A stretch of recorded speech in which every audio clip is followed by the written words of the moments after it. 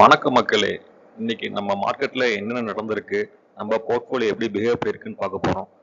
இன்னைக்கு நம்ம மார்க்கெட்ல இந்த வாரம் மார்க்கெட் வந்து நமக்கு அப்ஸ் அண்ட் டவுன்ஸ் இருந்ததா செஞ்சது. நம்ம போர்ட்ஃபோலியோ ஓவரால் பெட்டரா தான் பிஹேவ் பண்ணியிருக்கு. வெள்ளிக்கிழமை மட்டும் ஒரு ரூ. 300 லாஸ்ல இருக்கு. நம்மளோட திமேட்டிக் ஃபண்ட், அதாவது நம்மளோட கன்சியூமர் பர்ச்சேஸ் ஃபண்ட் வந்து ஓரளவுக்கு நெகட்டிவ்ல போயிருக்கு. மற்றபடிக்கு பாசிட்டிவா தான் இருக்கு. நம்முடைய ஸ்டாக்ஸ் வந்து பார்த்தீங்கன்னா கரண்ட் வேல்யூ பார்த்தீங்கன்னா ரூ. 40,000 இருக்கு. எல்லா ஸ்டாக்ஸும் ஓவரால் ப்ராஃபிட்ல தான் இருக்கு. என்னென்ன ஸ்டாக்ஸ் எவ்வளவு ப்ராஃபிட்ங்கிறத நம்ம கடைசியா பார்ப்போம். அதுக்கு முன்னாட நம்ம மார்க்கெட்ல என்னென்ன நடந்ததுன்னு சொல்லி பார்ப்போம் இந்த வீக்ல. ஸோ இப்போ நம்ம பார்க்க போறது ரீசன்ட் நியூஸ் இன் என்ன வந்து நிஃப்டியை வந்து மூவ் பண்ணுச்சுன்னு சொல்லி பார்க்க போறோம். ஃபர்ஸ்ட் வந்து இன்ஃபோசிஸ் வந்து பைபேக் கொடுத்துருக்காங்க. பைபேக்னா இன்ஃபோசிஸ் வந்து மார்க்கெட்ல இருந்து ஷேரை வந்து வெளியே எடுக்க போறாங்க.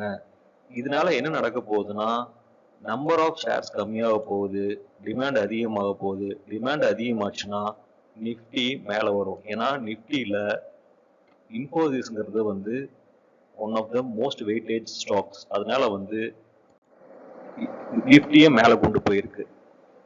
அடுத்தது வந்து பார்த்தீங்கன்னா யூஎஸ் இன்ட்ரெஸ்ட் ரேட்டை வந்து கட் பண்ண போறாங்க அப்படின்னு சொல்லிட்டு நமக்கு நியூஸ் கிடைச்சிருக்கு. இதுல என்ன அட்வான்டேஜ் அப்படின்னு சொல்லி பார்த்தீங்கன்னா, ஃபார் எக்ஸாம்பிள் நீங்க வந்து இந்தியாவில் வந்து பார்த்தீங்கன்னா இன்ட்ரெஸ்ட் ரேட் வந்து நீங்க ஃபிக்ஸ்டு டெபாசிட்ல போட்டீங்கன்னா 9% வருது. அதே யூஎஸ்ல போட்டீங்கன்னா இன்ட்ரெஸ்ட் ரேட் கட் பண்றதுனால பார்த்தீங்கன்னா ஆவரேஜா ஒரு 3 to 4% தான் இருக்கும். அதனால என்ன பண்ணுவாங்கன்னா யூஎஸ்ல இருக்கிற பணத்தை வந்து இந்தியாவுக்கு மூவ் பண்ணி இங்க ஒரு fixed asset, for example bonds, fixed deposit அந்த மாதிரி ஒரு ஃபிக்ஸ்டு அசெட்ல போட்டாங்கன்னா நமக்கு வந்து இன்ட்ரெஸ்ட் ரேட் அதிகமாகும்.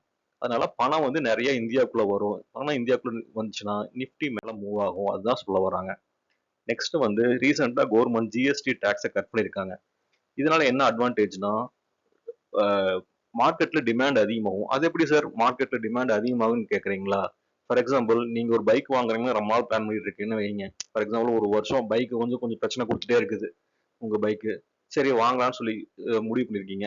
இப்போ கவர்மெண்ட் என்ன சொல்லியிருக்காங்கன்னா 350 சிசிக்கு பைக்கு கம்மியா இருந்ததுன்னா 350 சிசிக்கு கம்மியா இருந்ததுன்னா அதுல வந்து ஜிஎஸ்டி வந்து 28% இருந்து 18% மாத்திருக்காங்க. இதனால என்ன ஆகும்னா நீங்க வந்து போய் பை பண்ணுவீங்க. கிட்டத்தட்ட ஒரு ஒரு 10,000 20,000 உங்களுக்கு மிச்சமாச்சு அப்படின்னா நீங்க போய் அந்த பைக்கை பை பண்ணுவீங்க. பை பண்றதுல என்ன ஆகும்? சேல்ஸ் அதிகமாகும். சேல்ஸ் அதிகமாகுதுன்னா கம்பெனி ப்ராஃபிட் பண்ணும். அதனால சேல்ஸ் அதிகமாகும், கம்பெனி ப்ராஃபிட் பண்றதுனால நிஃப்டி மேல மூவ் ஆயிருக்கு. அடுத்தது வந்து பாத்தீங்கன்னா யூஎஸ் இந்தியா ட்ரேட் டாக்ஸ்.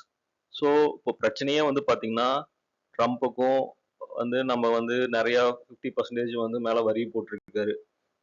இப்போ அதனால என்ன ஆச்சுன்னா நமக்கு வந்து எக்ஸ்போர்ட்லாம் தடைப்பட்டுச்சு. ஃபார் எக்ஸாம்பிள் திருப்பூர்லாம் பாத்தீங்கன்னா நல்லாவே அடிபட்டிருக்கு.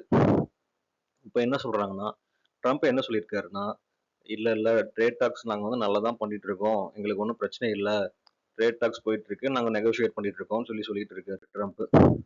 அடுத்தது வந்து பாத்தீங்கன்னா இண்டெக்ஸ்ல வந்து ஃபாரின் இன்வெஸ்டர்ஸ்ல வந்து நிறைய வந்து நிஃப்டியில வந்து பர்ச்சேஸ் பண்ணியிருக்காங்க தான் சொல்லியிருக்காங்க. எதனால அப்படின்னா அங்க ரேட் கட் ஆகும், இங்க வந்து அதிகமா வரும்னு சொல்லிட்டு இருக்காங்க. இப்போ இதுதான் நம்மளுடைய கரண்ட் போர்ட்ஃபோலியோ. நமக்கு வந்து ஓவரால் போர்ட்ஃபோலியோ வந்து நமக்கு நம்ம ப்ராஃபிட்ல தான் இருக்கு. இப்போ பார்த்தீங்கன்னா இதெல்லாம் நாம வந்து மேக்ஸிமம் ஹோல்ட் பண்ணிருக்கிறது வந்து பார்த்தீங்கன்னா பார்மா ஸ்டாக்ஸ் ஹோல்ட் பண்ணியிருக்கோம். எல்லாமே 4%, 7%, 10%, 12% எல்லாம் நமக்கு ப்ராஃபிட்ல தான் இருக்கு. ஓவரால் நம்ம வந்து எல்லா ஸ்டாக்ஸ்லயும் நம்ம ப்ராஃபிட்ல தான் இருக்கோம். சரி, நாளைக்கு என்ன நடக்குது மார்க்கெட்ல, நம்ம ஸ்டாக்ஸ்லாம் எப்படி பிஹேவ் பண்ணிருக்குன்னு சொல்லிட்டு நாளைக்கு வீடியோல பார்ப்போம். அன்டில் பாய்.